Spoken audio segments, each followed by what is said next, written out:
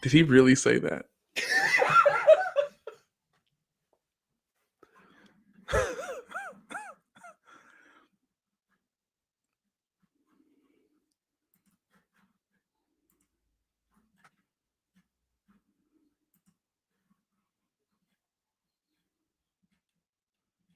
The Kansas City Chiefs finally know who they're going to play in the divisional round of the NFL playoffs. We know what day it's going to be. It's going to be on Saturday afternoon, and we know who's going to win.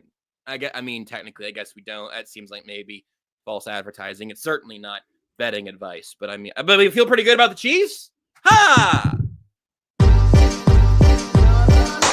Thanks for listening to KC Sports Network, proudly presented by Emprise Bank.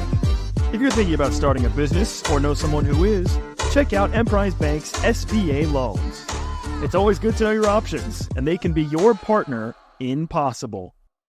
Welcome to a playoff week of Only Weird Games. Joshua Brisco, Seth Keysor, Nate Taylor with you here on KC Sports Network. Fellas, we've got it all. It's all right there in front of us now. We get to actually preview for 2 shows if we want a playoff game featuring the Kansas City Chiefs. This season both flew by and dragged by. I'm very glad to finally have made it here to mid-January. Fellas, how you feeling? I feel a sense of, anticipation and eagerness. There's a level of focus in the building. You can just tell that everybody has made it to playoff mode. And, just before we recorded, as I told the guys before Tucker pushed the button, that we have an injury report that is the most important injury report of the season, you could argue. And that injury report reflects win or go home. Everybody's healthy. Everybody's ready. I know they said McCole Hardman was limited today. Okay. Sure. So, yeah, we are in playoff week. And I just want to remind people that it's one thing to watch the super wild card round before your team plays and be reminded again how at times the playoffs can be frantic, can be swift, and can be elongatingly, painstakingly soul-crushing if your team does not bring it that day. Seth, how's your soul? I'm glad you asked, Josh. So let's go ahead and get right into it, Nate. That injury report, huh? Those pressers today? I want to talk about the pressers. Andy Reid but I do want to say one thing that I've been filled with, and I know we're going to talk about this more on Thursday. The Holy Spirit. I get it. Let's get on to the next thing. Besides that, is the idea that, and this is going to really hit everyone, I think, because most Chiefs fans I've talked to are supremely confident, and for good reason. They match up well against the Texans. Texans looked really good against the Chargers. There was some stuff there that I don't think Andy Reid is going to have his protections exploited quite the same way. I just don't. But that's neither here nor there. They've got really good pass rushers and really good corners. That's a tough matchup to beat. But one thing that just kind of hit me today, because I'm in Minnesota, and lots of pretty disappointed friends and family members. Dad, Jason, Lauren in particular, my 2 wonderful brothers-in-law, wonderful, wonderful, wonderful men. My dad, my hero. I'm really sorry, guys. That was rough to watch. That was pretty bad. And it was a reminder to me, talking to Vikings fans today and seeing them, they kind of knew this was probably coming. They were hoping it wasn't coming so quick. It was a reminder to me of what hasn't been true for Chiefs fans in over 700 days. The season can end really fast. really, really, really fast. We haven't experienced that in forever because when you win the Super Bowl, the season doesn't really end fast, right? Because there's all the film breakdowns, there's all the coverage, there's all the NFL Films comes out with the mic'd up. You've got the parade stuff, you've got the party stuff, you've got everything is just awesome for weeks. It's amazing. Whereas if you lose a playoff game, it's just over. It's just done. And for me, I expect the Chiefs to win for a number of reasons, and I know we're going to talk about a ton over the next couple of episodes. But I fully expect, I feel pretty good right now.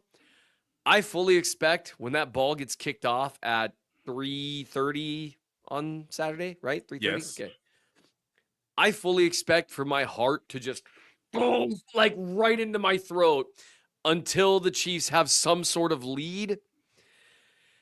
And I don't know if I'm ready for playoff football again. For some reason, the history, the burden, some might say, all of it is going to hit me like a freight train. So I'm just telling you, Chiefs fans, you're confident right now, and you should be. Just try to adjust your mindset moving forward. You're going to enjoy it. You're going to have fun. It's going to be great. You cheer for a great team, but otherwise, it's going to hit you like a ton of bricks at kickoff. That's where my soul is at, Mr. Brisco. Aside from being, fully redeemed and washed white with the blood of the Lamb, and that kind of stuff. Speaking of the perfect track record of the blood of the Lamb, you do know that Patrick Mahomes has never started a season of NFL football and then had that season end before the conference championship game, right? I'm aware. I'm very, very aware. I don't know. I'm just worried that Jesus Christ of Nazareth isn't going to heal this of my sins. I'm just afraid that he's only going to wash me in 98% of the blood. I'm just saying that's how you sound.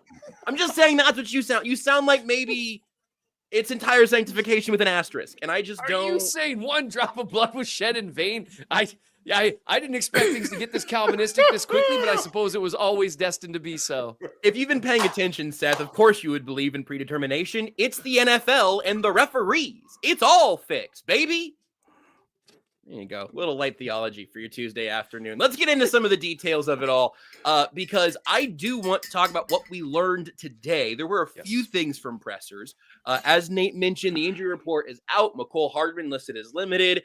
Nate's putting an asterisk on limited, and everybody else who's on there was listed as a full participant, including Jalen Watson, which is enormous. We'll get to that as we go on. Plus, we can pick a couple of things looking back at Wild Card Weekend, specifically from Chargers Texans. I got some stats that I've brought over courtesy of Robert Mays, who's the type of person to actually bring those stats up. And then I go, oh, I'll take those. And then I credit him. So it's not stealing, it's sharing. But Nate, what stood out to you today? I think there are two major storylines currently around this team. One on offense, one on defense. I imagine you'd probably think of the same two. What did you take away from being back in the building today as playoff mode officially kicks off, as you said? Yes. Everyone practiced today, ladies and gentlemen. So that is the first important thing that Andy Reid told us and that we saw on the practice field. Now, I cannot give you the level of insight that I normally do when the team practices indoors, which did occur today. And I'm pretty sure that the Chiefs know that I know that they know when they practice indoors, I can glean some things that they know that I know are true. They weren't done stretching before we were swiftly escorted today. Swiftly escorted. I believe we were told, get out. Just get out of here. I had someone say to me now. I had someone say to me on Twitter, I'd mentioned Andy Reid's answer about Humphreys and Tooney. I was like, well, that's what we're going to hear for multiple days. And then on Saturday or Friday, we're going to hear, they've both done some good things. We'll just kind of see. I got to talk to Andy Heck. We got to talk to Rick, see what he thinks. If I were Andy, when they're warming up on Saturday afternoon, you know what? Have them just swap out. Just each as they line. That would be hilarious. That would be objectively funny to me. But anyway, someone have them both run out there for the opening drive, and then you see DJ Humphreys put his hand on Mike Caliendo's shoulder and send him back to the sideline. That's how they reveal it. That would be so much fun. I had someone wonderfully, sincerely say to me, and then the beat reporters are going to let us know who's taking the reps in practice. I was like, look, buddy, No, they're not. they are going to get kicked out of practice so early. Yes. Yep. Yeah, so that's I know Tucker saying that this is more like college based type nonsense. Yes, or listing them as, DJ Humphries or Joe Tooney. It could be either. How am I supposed to know who's the quarterback, for such and such on the most important game of the season? I mean, it is amazing. And again, you're reminded of this every year, because fortunately for the Chiefs, they've been in the postseason every year that I've covered them. You see everything in training camp, literally everything. Yep. To see nothing today. Like, yeah. And it gets shorter and shorter and shorter as the season goes along. I think there was a little bit of we didn't watch them practice a ton during that 3 games in 11 stretch for obvious reasons. They didn't really have a lot of practices during that time period. So you're coming off that. Obviously, we knew guys were, taking a break in essence in the lead up to the season finale against the Denver Broncos, but they weren't finishing jogging. They weren't finished stretching. So that tells me, I mean, I have to say it, don't I, Josh? I don't know. I would like you to keep your credential and job if possible. So I mean, for visual representation, all I'm saying is, if you're gonna kick me out before I see individual period, before I see install periods, before I see specific game scenario periods, My client is speaking hypothetically here, of course. that means it's got to be a long, drawn out unveiling of letting everything hang out. Nate is about 3/4 of the way through unzipping Oh, his jacket. I'm like it's the remember the nice Southern man and water boy was just like, that's where we are, kids. The psychosexual point of the season. Just kidding. We've been there the whole time. Yeah. So look, there is a growing zipper game where I challenge New Heights. I challenge Kylie Kelsey. I challenge any podcast in the world to go from Calvinism to eroticism as quickly as we just did. And back, because nobody can do it like we do it. That very specific thing. Because put your prayers in now. Actually, we were always going to be the show that did that the best. Right. And also, put your prayers in now, because Andy Reid is placing a lot of faith in DJ Humphrey. I think DJ Humphries is placing a lot of faith in Joe Tooney. I think Joe Tooney's putting a lot of faith in Patrick Mahomes. And I think you, ma'am, sir, need to place your faith in a higher calling than that. But I think that's where this is headed. They're not going to give us the answers to what Seth said about the left tackle situation. We all know that. But there is historical context, the plan that they had when DJ Humphries signed to the team, and we have logic and reasoning. If you're trying to unzip, you want to show your best. You got to show your best. You need to go with the plan that you had in place to show your best. And that likely means Andy Reid is going to give DJ Humphries a chance on Saturday to play his best football of the season, which is in essence what they're asking him to do. It's also what they're asking Jalen Watson to do, because as I said last week, or however many episodes it was, you don't open this man's window. You don't open up. All right, here we go. I mean, you just, how am I going to blitz if I don't know who my boundary corners are? How am I blitz Trent McDuffie if I don't know how I'm unzipping this thing with Jalen Watson? Okay, Jalen Watson was a full participant. He's going to play, and it puts maybe everybody else, and I know Seth probably agrees with this, it puts everybody else in their proper place to where you can really accentuate, where you could feature, where you could really push some things up and elevate what you have to show your opponent. Because I think those are the two things we learned today. It's really three things. Everybody's fully practicing. I know McCole Hardman's limited. Get that out my face, okay? That means that they're slowly ramping him up for the potential of him being available for Saturday's game. And then it'll be a coach's decision whether he actually is in uniform or not. But, like, and by the way, McCole's going to play if he's available to play. And hot take, if there is a Chiefs playoff run, there will be one memorable play from McCole Hardman. Yeah, at the very least. That's not. Unfortunately, my only disagreement is that that's not a hot take. It's a factual statement. It's just like, true. It has been true since he got. It's gonna be some kind of like, well, it's 3rd and 14. Travis Kelce has 17 catches for 380 yards, and Hollywood Brown has come on strong with 200 yards. And they're going to drop a play. They're going to run the oop-de-oop offense with everyone on one side, and McCole Hardman would be like, McCole, you win one-on-one against Stingley. Or something crazy like that. Yeah. That wouldn't shock me. But I just know that McCole Hardman, he's been there before. One thing I will say about McCole Hardman, he is the exact same guy, for worse and for better, in the Super Bowl as he is in week 3 of the preseason.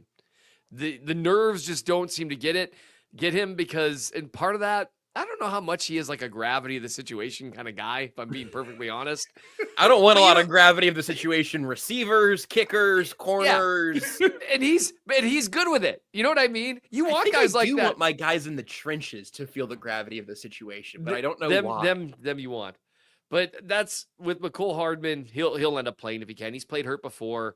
Yes. Like Nate pointed out, I mean, to catch one crucial 3rd down and hurt yourself doing it. He's done a lot of great things. He is the one who arguably started the Chiefs dynasty with that kickoff return against Houston that they really needed. 5 years ago, 6 years ago.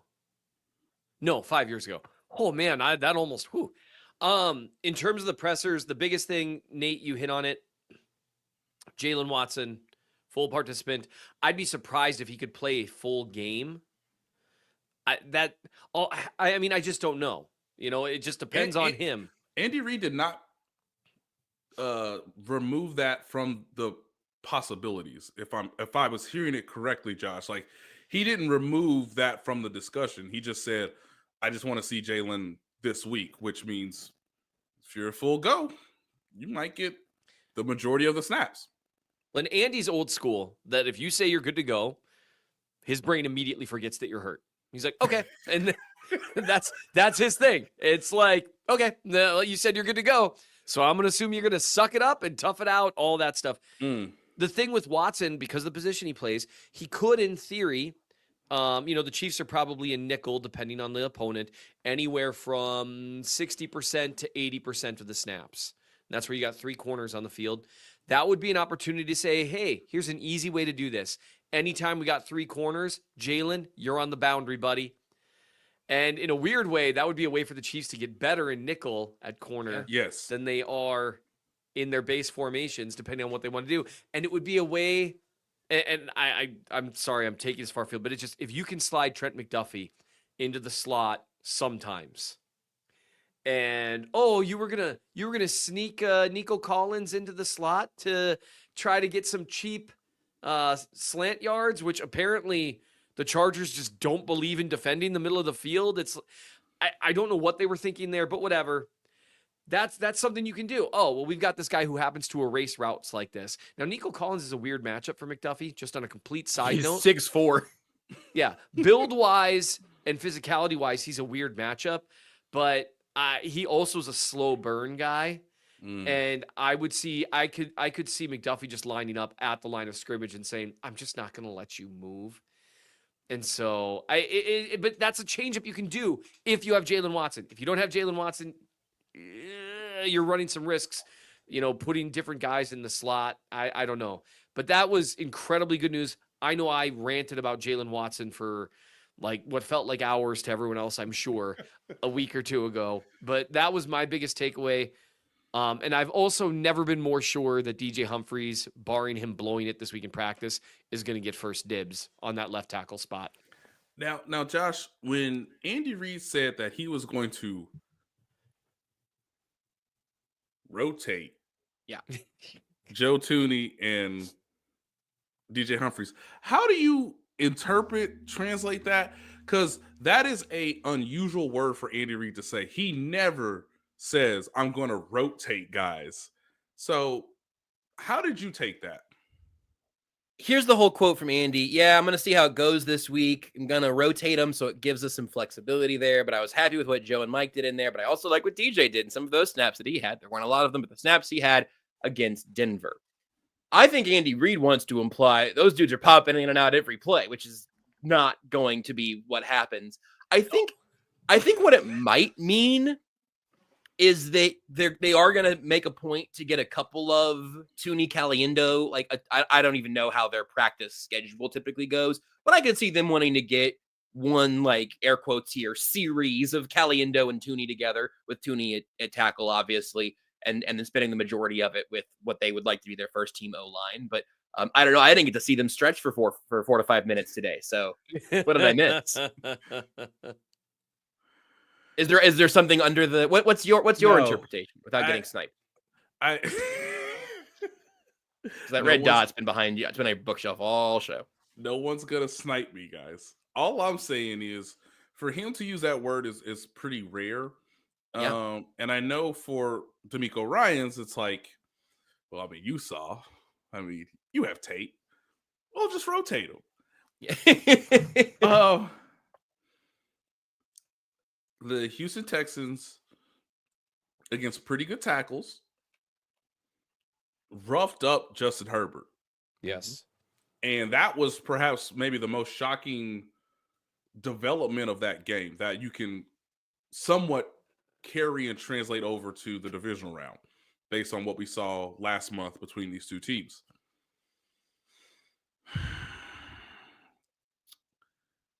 Now, Andy did his best to compliment what Joe and Caliendo did, but I think if you read what's on the paper and then I think he's going to give DJ Humphries a chance, which means I think 75% of the reps are going to DJ Humphrey at left tackle with Joe Thuney at left guard. And kind of to your point, Josh, okay, maybe for a period or two, a series or two, maybe if you do hey, we're going to just go down the field, in essence, working on certain plays. Okay, maybe that's where we have Joe go to left tackle, Mike Caliendo coming at left guard, and I just want to make sure I see it. I'm not lying to you, but we rotated. I think we should rotate topics. Let's go ahead and take our little timeout now early. Then Seth, when we come back, we'll talk about some pass catchers. Shop Chiefs tickets and more with no fees. Plus, save big with code KCSN at ticketsforless.com, the official ticket provider of KC Sports Network. Seth's got 2 new pieces since the last edition of this show. We'll start with the one that is a few days older, because I think these are players that, and really a specific player who also gets, I think I mentioned in the later story. We'll get to Seth's other piece in a little while. I'll tell you what, we won't get to all of it. But this one, I think we can get the main. That one really got away from me. It really did, in ways that I don't even know if you know, which I'm going to bring to the table when we talk about it. It was great. I enjoyed it. Yeah. No, it was great, man. It was awesome to get to fall asleep listening to something and to wake up and still have it on in the morning. That was really cool. Let's talk about Hollywood Brown, though. I'm sorry, Seth. That was unexpectedly hurtful. By the time I thought to shift it into defensive, then offensive players, I was like, well, I'm already in it. And so That's not. All right, hold on. So Seth's other piece is about non-stars who need to step up for the Chiefs. Other A great pitch, a great prompt there. That at any point before you hit publish, Seth, you still could have like, oh, I'm gonna put half this in a Google Doc and push it tomorrow. Or you could have done that. No, but no. but here's the thing. It's the playoffs. Even Seth's got to unzip. I mean, come on. I'd rather not think about that. When I clicked on the other guys, what non-stars will impact the Chiefs playoffs the most, I was interested. I was excited. In fact, I had just talked to one Sterling Holmes a while. We each picked like 3 guys that we talked about. And by the time we got to, I think we each picked 2 from the defensive side. I was like, man, I kind of feel like we've talked about everybody already because we're not going to talk about Chris Jones and Trent McDuffie. Seth's little piece here highlighting a few of the underrated players on this team is 14 players deep, not including the mentions of Mahomes, Kelsey, and Jones. I do love that you were like, I mean, yeah, let's include Jaden Hicks because I really agree. I really agree. I think it's important. And yes, I should have. And here's the thing. I'm going to write one more piece this week on like a few things I'm looking at. If it's this long, I'll be impressed if you write one more piece this month. That'll be, but no, I don't know where my head was at. And then once one of my readers was like, so basically every starter except like 3 of them. Yes. I'm like, yes. It's the entire O-line other than DJ Humphries. Yep. It's the D-line aside. I think, did Dana get a blurb? I think Dana got a shared. Dana and George Karlaftis. Oh, you know who you didn't mention, Seth? You know who didn't get a blurb? The second best pass rusher on the football team, Charles Omenihu. Untrue. Hold on. We're going to find. Right? Yep. Not only did he get he got an and Charles Omenihu. He did not get a header. He didn't get a header. That's true. That's the Karlaftis Dana section. And you're and Charles Omenihu, blah, blah, blah, blah, blah, blah, blah. And Charles Omenihu has demonstrated that he can operate as a second dude within the pass rush. So there are no questions there. Charles Omenihu, you're so good, I didn't need to write about you. So if you want me to include everyone you mentioned in passing, you actually covered all 53. Good job. Did Justin Watson get a header? Yeah. Okay. Yeah, it got away from me. I should have split up into offense and defense. It's okay. That's We're on going me. to talk about it. It's going to be a good conversation topic, and it doesn't cost you anything else in the Chief of the North newsletter. It's not. He doesn't charge you per word typed. It's all the same price of admission. But let's talk about Hollywood first. Hollywood, yes, from the story about him, not the one where you mentioned every receiver on the depth chart. What did anything surprise you going back to take a closer look at Hollywood Brown's? Not just what he's done, but how much he had been used so far, and how are we turning that into a look ahead at the playoffs? One thing that surprised me was just how few snaps he actually played in the 2 games that he was a part of. Per NFL Pro, he ran 33 routes in 2 games, which makes sense. He played 27% of the offensive snaps against Houston, 40% against Pittsburgh. This is all in the article, by the way. And one thing that's interesting to me, trying to go through what he did is, despite running 33 routes, he had 9 catches for 91 yards, but he had 15 targets. They had a clear plan in mind in terms of getting him involved. The thing that I think would surprise me, the first thing that would surprise me, in terms of extrapolation, oh man, I see Josh's eyes lighting up, and now there's a private chat that I haven't read. I'm going to stop being distracted. No, that wasn't from me. I saw a comment that says that I'm always loud. And I'm like, I can change my settings. I don't know. Hey, chat, make Tucker yell at me. Is this better or worse? I've unchecked the automatic. You know what, Josh? You're great just the way you are. Yeah. Anyway, so that's right. Josh doesn't know what to do when I say something nice about him. So it's like your kryptonite is a compliment. So the first thing that surprised me. Sorry, does this sound any better? You're clear for takeoff. Roger, and Keysor to takeoff. Keysor to Hollywood. The first thing is, in 33 routes, he had 15 targets. his volume was quite high. Now, part of that, he had a very specific role. They were getting him on the field in times where they wanted to give him the ball. I don't expect him to continue to get targets on nearly half the routes he runs. That would be insane. But that was one of the first things I noticed, that he had more targets than you think. The second thing that I noticed when I really looked at them target by target was how many of those targets were, I think, what I referred to as a gnat's hiccup away from being much larger gains or better plays. In particular, two of the targets that stood out to me, one was against more of a zone look, one was against more man, where he ran a couple of beautiful out routes and Mahomes just dirted the ball at his feet. Just a couple of poor throws. There were reasons behind both of them, but we don't need to get into them now. For purposes of analyzing Brown, it's, well, okay, 9 catches for 91 yards in 2 games, unlimited snaps. That's not bad. Suddenly you change that to 11 catches for, 105, 110 yards. Suddenly that sounds a little bit better. Well, then, against Houston, him and Mahomes, he gets open, finds this perfect spot in the zone on the right sideline near the red zone, and he sees how open he is, and he slows like he should, but he slows a little more than he should. Mahomes puts a little more air on it than he needs to, and they almost connect for a 25-ish yard gain or maybe a 32-yard touchdown. And that really wasn't anything he did terribly wrong. That was more of a timing-based thing. There was another one, a sight adjustment, where Mahomes clearly expected him to turn, kind of head a little more up the seam because the corner kept outside leverage. I don't think Brown could believe Mahomes threw the ball, honestly, because there was a safety over the top. And so he starts to fake, and you see Mahomes has thrown this to Kelsey a million times before. When you've got a corner that keeps outside leverage, Kelsey will start that outside. Oh, I'm just going to turn around and wait for the ball, and the ball's always there. Mahomes was like, I'm going to see if Hollywood gets this. And Hollywood, to his credit, figured it out and started to turn, but he was a half second too late. And you could almost see him like, oh, so like if the coverage is there, I should just like run where they're not. Are you sure? And you can just feel it, like, because that's not how things work. It's not on in the NFL page. offenses. Right. That is not, and we've seen DeAndre Hopkins acclimate to that really quickly.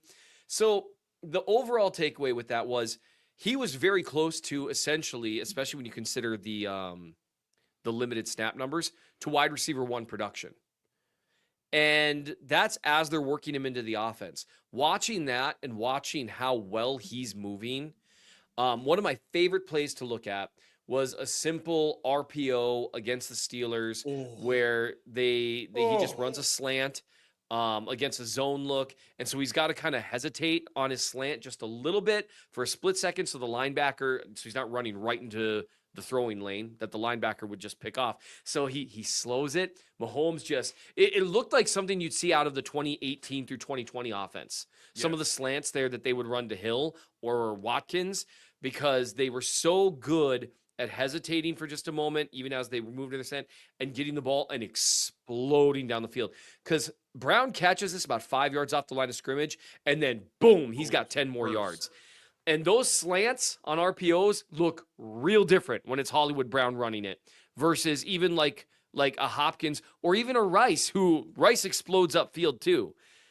Brown is just real fast, man. He is just real fast. So those were all some bigger takeaways that I got that kind of led me to the conclusion that there's a chance, a non-zero chance, and the Chiefs tend to spread the ball around. They're very game plan dependent. But there's a non-zero chance that Hollywood Brown is about to put up wide receiver 1 numbers throughout the playoffs. It would not shock me. I want to expand on that in a slightly different direction. So, Nate, anything else specific to Hollywood that you want to mention before I cannonball with a take?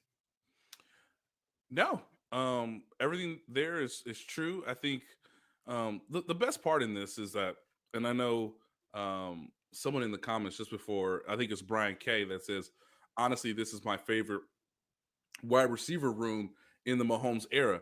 Now, there's something to be said about 2019. Yeah. I'm aware of that. That wide receiver room was awesome. That wide receiver room was awesome because we're even seeing Demarcus Robinson continue to evolve in Los Angeles. Conley can play. He was like receiver 4, if you include Kelsey, of course. But I understand the thought because in terms of creating space, exploiting space, and giving a myriad of options, I mean, Stingley can't cover everybody. And if you give up the amount of yards in a suboptimal performance from Justin Herbert, that still equates to over 100 yards with Ladd McConkey. The Chiefs have either better receivers based on experience, and they have a faster guy in Xavier Worthy. Mm-hmm. And that doesn't include Will Dissly for Travis Kelce, of course. It might be over for Quentin Johnston. I just, it's very disappointing. But, you know, that's the DeAndre Hopkins type. And so I understand that.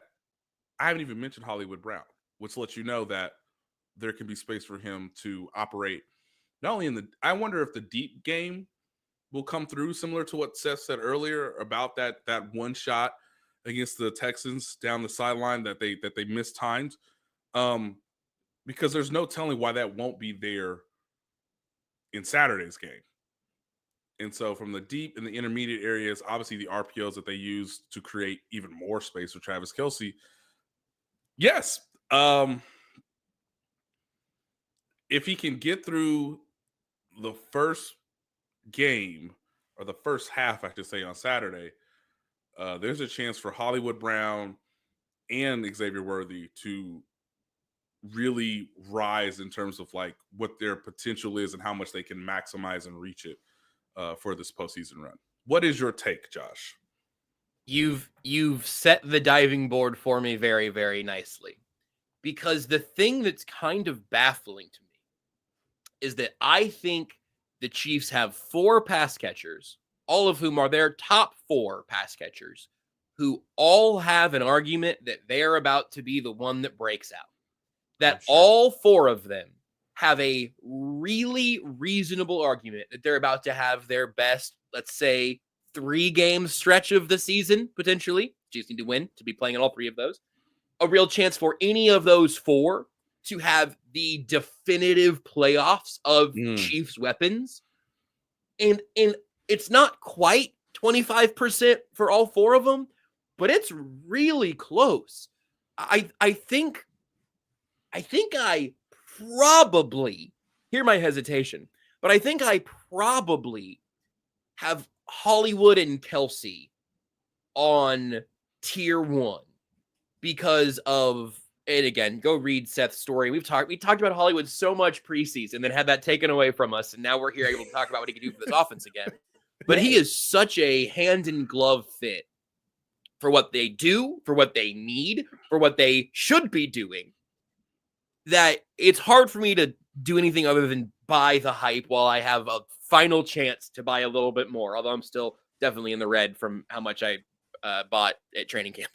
But you have that path for Hollywood and basically 3 weeks of rest for the greatest tight end of all time, who took 1 week of rest last year and apparently bathed in the fountain of youth, stepped out and then had those playoffs. And this year, if they get there, Travis Kelce has 1 fewer game to worry about. They were playing on Wild Card Weekend last year.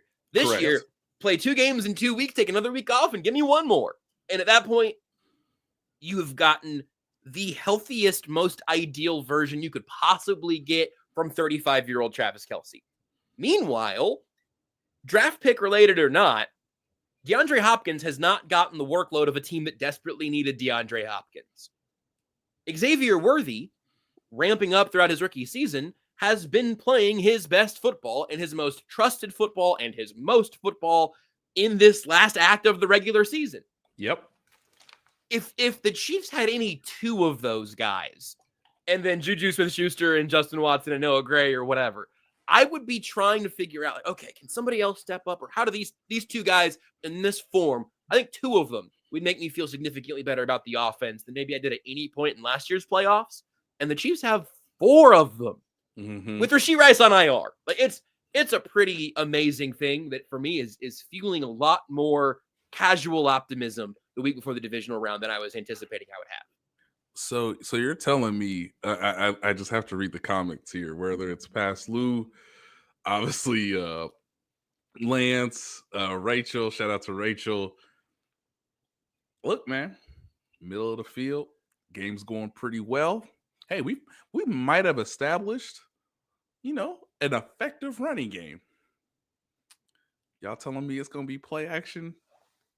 Throw it up to 84, baby.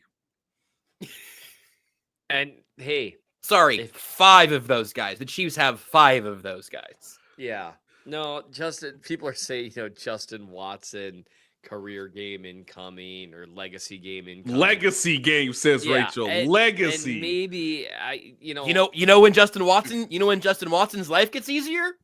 When he is by far the least threatening weapon on the field. It's still effective. Yeah. That's where when Justin Watson can be placed in a situation where the only guy who's going to be covering him is like a safety coming down and picking him up in man over the top. Justin Watson can outrun that dude. I mean, he's fast. Yes. And so I'm really curious how they use their guys. I'm curious what the snap count looks like because we know they trust Watson and Juju to run their stuff. But now they've had like 3 weeks to get like, okay, DeAndre, Hollywood, Xavier, like you're our guys. Let's start getting this going to where we can actually give them the vast majority of the snaps. I still think you get Juju on the field for certain looks because, and we talked about this last week, the guy blocks his tail off. Oh. Yeah. And generally speaking, you get him the ball, he'll catch it. He's a fabulous 6th weapon, which is like legitimately what he might be right now. That's crazy. Yep. Can I give a secret when it comes to Juju Smith-Schuster? I love a secret. I would love to hear the secret. And I'm gonna pair him up. This is both a Juju Smith-Schuster and a Justin Watson, let's say, scouting report. Near the bottom of the page, when both or one of them guys is on the field, the screen game pops off. Yes. Makes sense. Because, And that's one reason why you see a deep shot to Justin Watson once again. Yeah. Because if we want to block you on the perimeter or set something up, Juju Smith-Schuster's not getting beat to the spot. No. Justin Watson is going to block you like his life depends upon it. And his roster spot. Yes. And there's Xavier Worthy running right behind him. Yeah. And they do not expect Xavier Worthy to block because that would be weird. Yeah. Like that would I'm waiting for them to run some play where it's like a wide receiver screen right and it's to Kelsey and in front of him are Worthy and Brown and everyone's gonna be like, what? Like why would you do that? And it'll probably work for some reason. But it's a good problem to have in terms of figuring out how you're gonna divvy guys up because Hopkins is a niche guy at this point. Niche, sure. Niche. And Niche. huh? Niche. Don't worry about it. Niche. I'm gonna go with niche. He can do certain things really well. He doesn't separate the way he used to. I get all that, but Brown looks terrific. He would be the one that I would most expect to put up wide receiver 1 numbers, him or Kelsey. But my assumption is teams, especially the Bills and the Ravens, are adopting an anyone but Kelsey mentality. I don't know about the Texans. I mean, the Chiefs haven't played the Texans in the playoffs in a long time. There's not as much history there. But the Bills or the Ravens, whoever that is, if they make it past this next round, I think it's going to be anyone but Kelsey. It's going to be like, for the love of God, we dare you to throw to someone else. And only if that goes horribly wrong will that be adjusted. So with Brown, it's really, really promising. And with Worthy, I guess we can talk more about him Thursday because he's one of the 78 players that I wrote about. I actually did a mock draft while I was at it.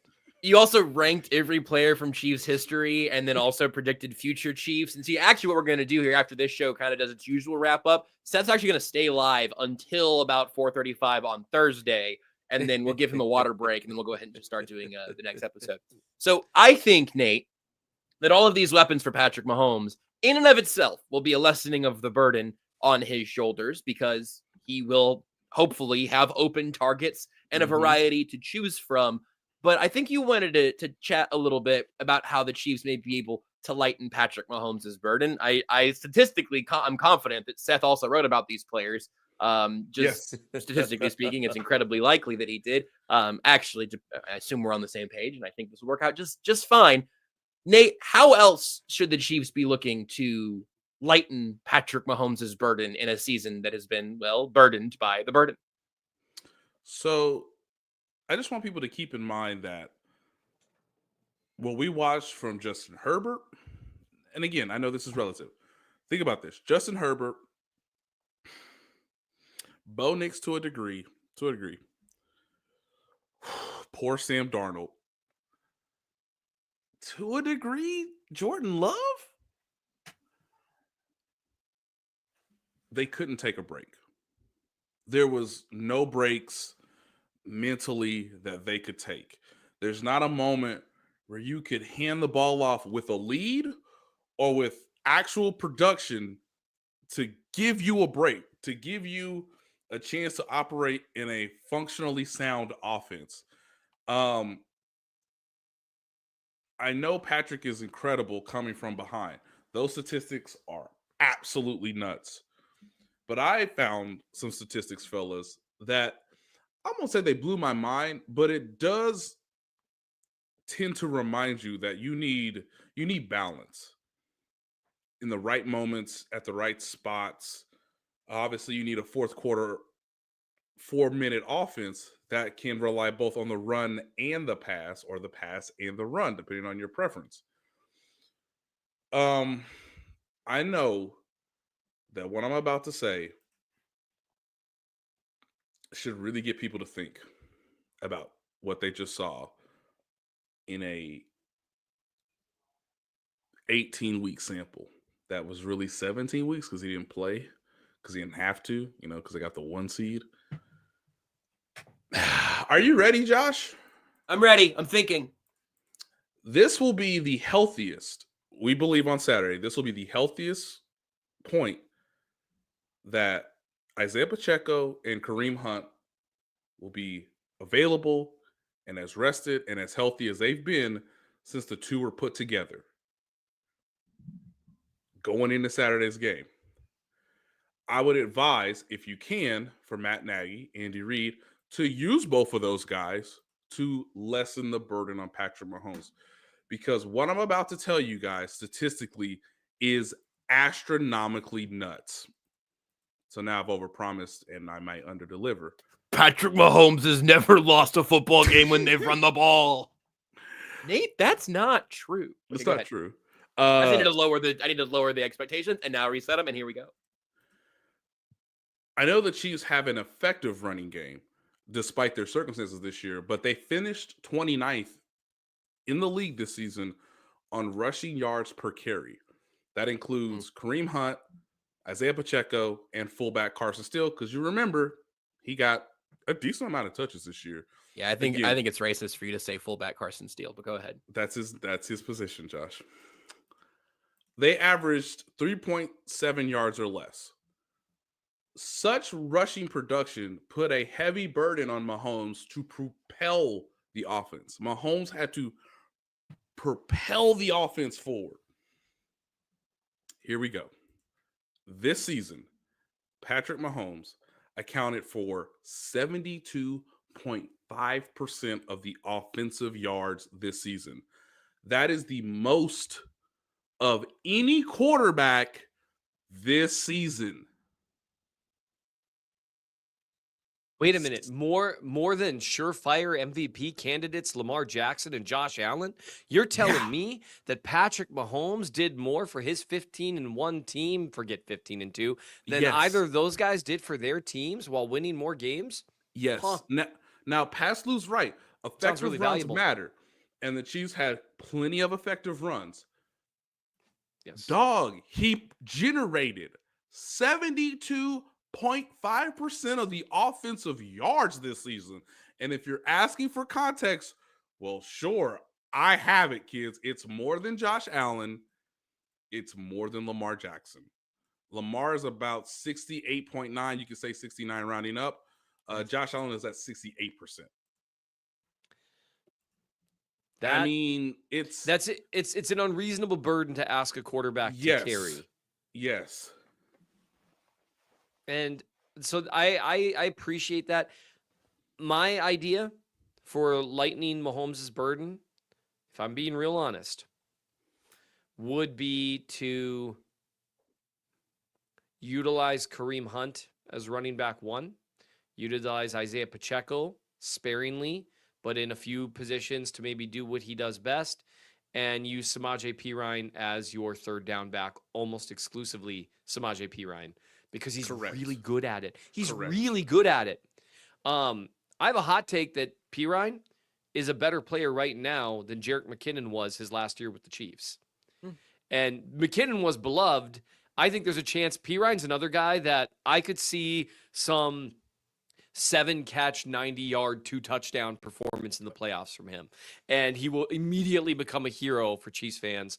That's one way you can lighten the burden, though, in my opinion. When we watch the guys run together and how it's all going, you can lighten the burden on Mahomes by having your best third down pass catching back out there on third down and pass protector, because that's part of it. Lowering the burden includes, hey, if they have a free rusher here somehow, do I have a running back who will sacrifice his life for my sin of not lining up the protection? And Perine will do that, and he's done it a few times. He and Derwin James, the collision they had, I think it was Derwin James. Yes. It would have killed lesser men. Like, I gasped, and the result was a big play. But I mean, he was like, that dude has come with a full head of steam. And Derwin James saw him too, and he's just like, oh man, we are about to have a very football play right now. Yes. And let's see what happens. And they just, I mean, it was so bad. I was like, oh, like that was like, it was like, not this last week, but the week before, Van Ginkel's hit on Gibbs, the Lions running back. That was like a throwback to 90s football where you're just like, good Lord. That's one way you can lower the burden on Mahomes, having a guy like that out there on third down.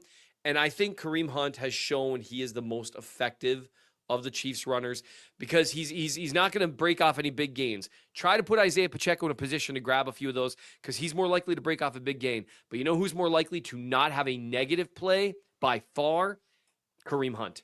In terms of yards over expected, Kareem Hunt right now has been a better running back. Not great, but a better running back than Isaiah Pacheco on a down-to-down basis. You also have to realize, too, that Kareem has had more time with the actual ball, with the actual offensive line, with the actual offense.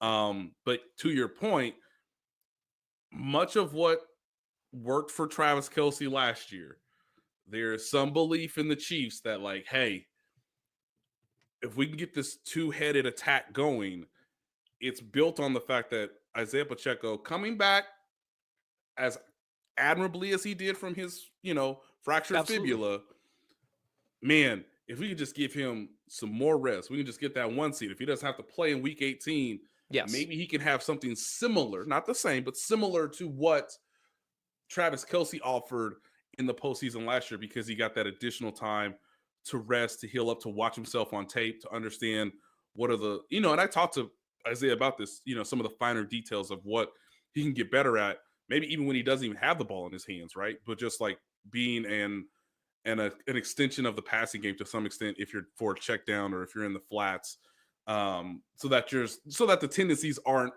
totally what Seth says, which makes sense. Like, you still want to be a receiving option if you're on the field. Right.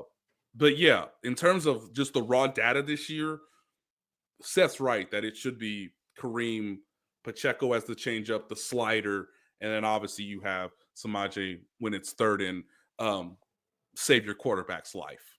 And it's nice to have, again, like, options. This Chiefs offense felt shorthanded for so much of the year, and now it's like, well, they have like 2 reasonable left tackle options and like, I don't know, like 7 receivers, and maybe, is Hartman going to come back? And these 3 running backs, how are you going to find a way to get them all on the field and get running back Carson Steele his necessary touches? Oh, come on. Seth, you already wrote about Hunt and Perine and most of the roster in that big piece of yours. Let's pick a defensive guy or a defensive pairing, as you often did. I don't have one in mind, but I think I do want to take us to the defensive side for kind of our last thing here today. Then we'll continue to talk about a bunch of these guys in a real earnest preview on Thursday.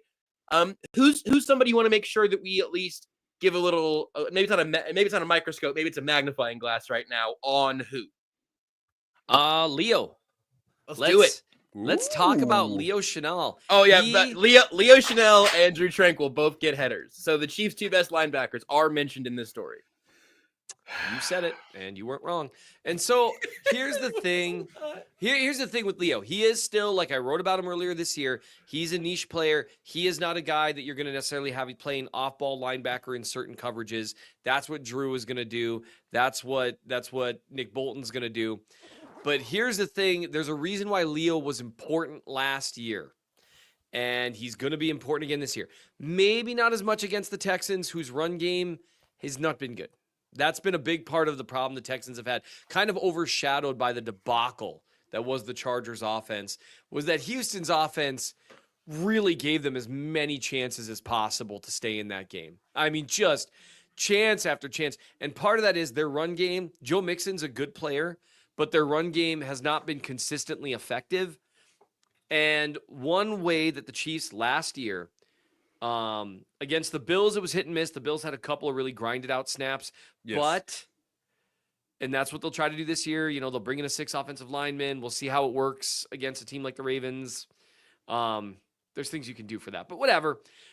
In terms of even with the Texans, what the Chiefs did with the Ravens last year, with the Bills, with the Niners, they would bring out Leo, have him line up as a linebacker, and then walk down to the line of scrimmage, and right before the snap, change the gap look for the offense.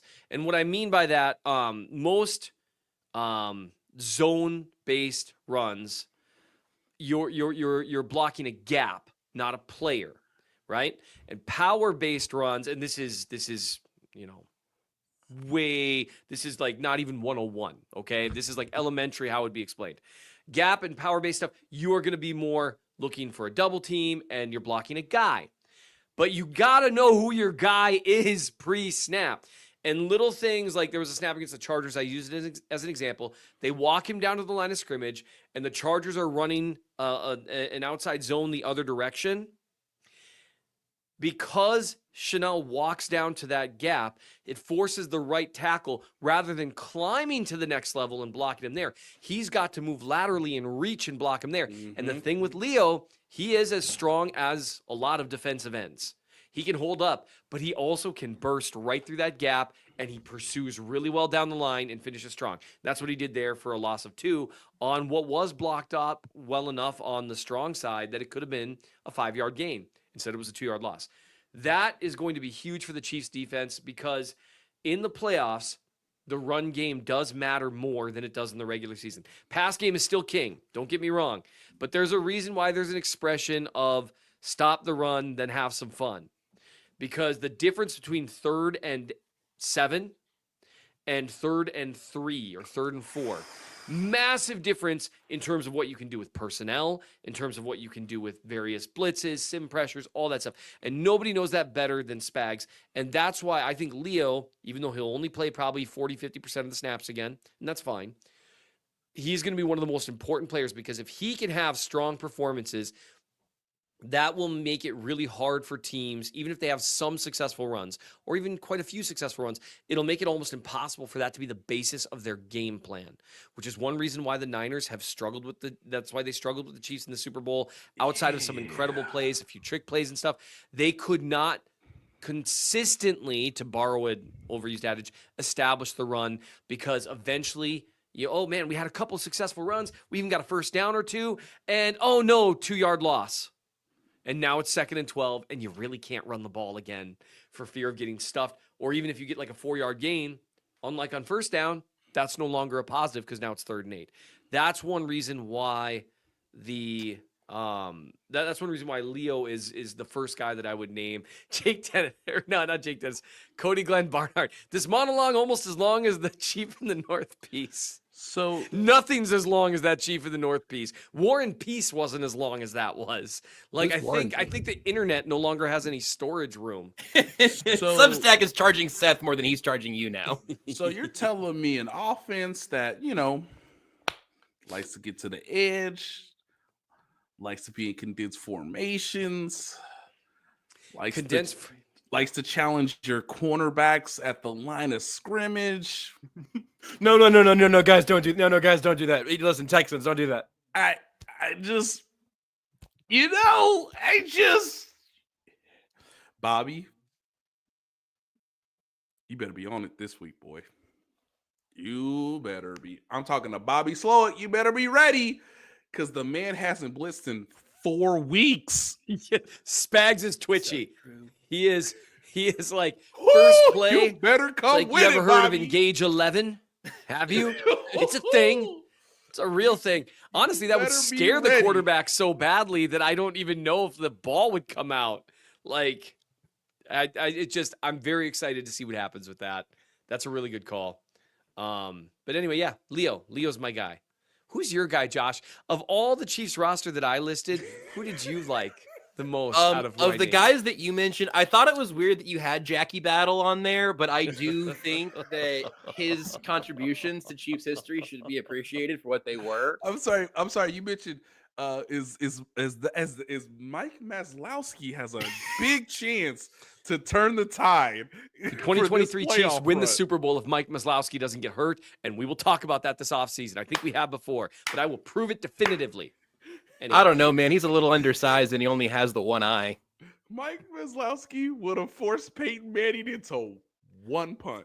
One punt. It just needed one punt. They would have been in the right formation a little more often. Anyway. And that was I caught it, by the way. Mike Wazowski. Always my favorite jokes. I never assume that any joke is ever going to be acknowledged by both of you. So if I just get one reaction at a time, that's why the commenters really have a lot of control over the mood of this show. Sometimes we got to click over to the comments to get our jokes validated. Don't forget, folks, validate your parking and your podcast hosts. We really need it. And on that note, as Tucker mentioned here in the private chat, we hit every topic on the board today. We got to every topic on the board in under an hour. We're over an hour in totality now to keep that streak alive. But you'd pretty much, at least Seth, like put the pin in for the Leo Chanel conversation. This is playoff form for us. Maybe all that rest was worth it. And I'm not gonna say that we're rusty. I think we've been out here. We've been playing the games that we do. Unlike the Chiefs, who have been resting up. So if you want to read about the number 7 through 53 players on the Chiefs roster, you can do that on the Chief of the North newsletter, mnchiefsfan.substack.com.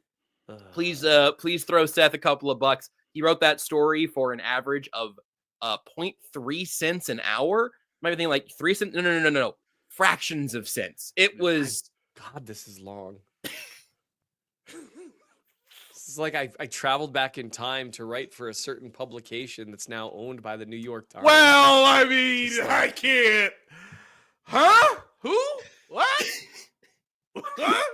Nate was ready to diagram secret indoor Chiefs plays today, but Seth says the New York Times, and Nate forgets how my mic came unplugged. Oh, curious. Wait, what? I mean, hey.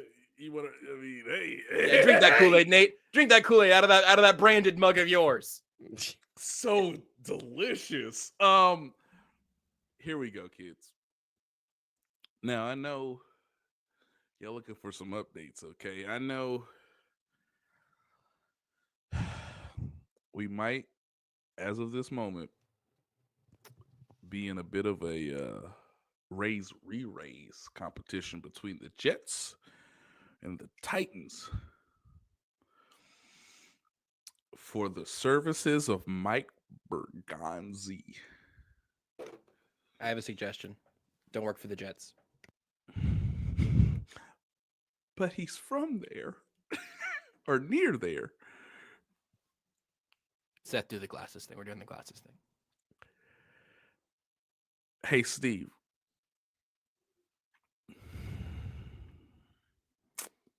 Let's say Dion goes to Dallas. Let's say Tom Brady calls you, okay? Let's say you want to go back to Jersey, all right?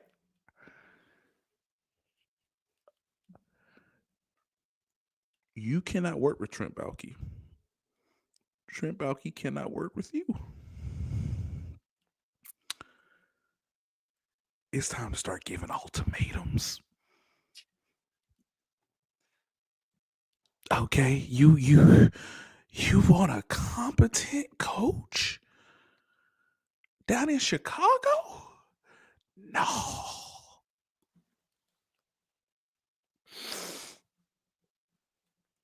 I hear my guy Mike Bergazzi might be going to Tennessee, New York. And I think y'all looking for some credibility. I think you need to come to my side of the table. Because I can just keep winning chips over here. That's called leverage.